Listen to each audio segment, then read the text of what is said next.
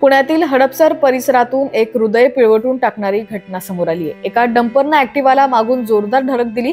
यामध्ये चिमुरड्याचा जागीच मृत्यू झालाय तर आई गंभीर जखमी झाली आहे। बुधवारी सायंकाळच्या वेळी हडपसरमध्ये ही घटना घडली आहे। भरधाव वेगात धावणाऱ्या डंपरनं ऍक्टिवाला जोरदार धडक दिली। या अपघातामध्ये चिमुरड्याचा जागीच मृत्यू झालाय तर दुचाकी चालवत असलेली या मुलाची आई गंभीररित्या जखमी झाली। जखमी आईला उपचारासाठी जवळील रुग्णालयात दाखल करण्यात आलंय। अपघात झाल्यानंतर डंपर चालकानं घटनास्थळावरून पळ काढला, पण संतप्त जमावानं डंपर पेटवून दिलाय। पोलिसांनी या घटनेची माहिती मिळताच घटनास्थळावर धाव घेतली। चालकाविरोधात गुन्हा दाखल केलाय। पोलीस या प्रकरणाची कसून चौकशी करत आहेत। अपघातामध्ये मृत पावलेल्या चिमुकल्याचं वय फक्त 7 वर्ष होतं। शौर्य सागर आव्हाळे असं मृत्यू झालेल्या चिमुकल्याचं नाव आहे।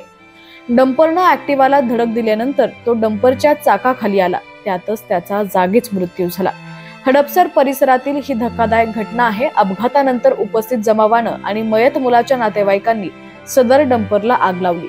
सदरची माहिती मिळाल्यानंतर घटनास्थळी पोलीस पथक दाखल झाले, त्याशिवाय अग्निशमन दलही पोहोचले। घटनास्थळावरून पळ काढणाऱ्या डंपर चालकाला पोलिसांनी तात्काळ ताब्यात घेतलंय। मात्र या घटनेनं परिसरातून हळहळ देखील व्यक्त केली जातीये।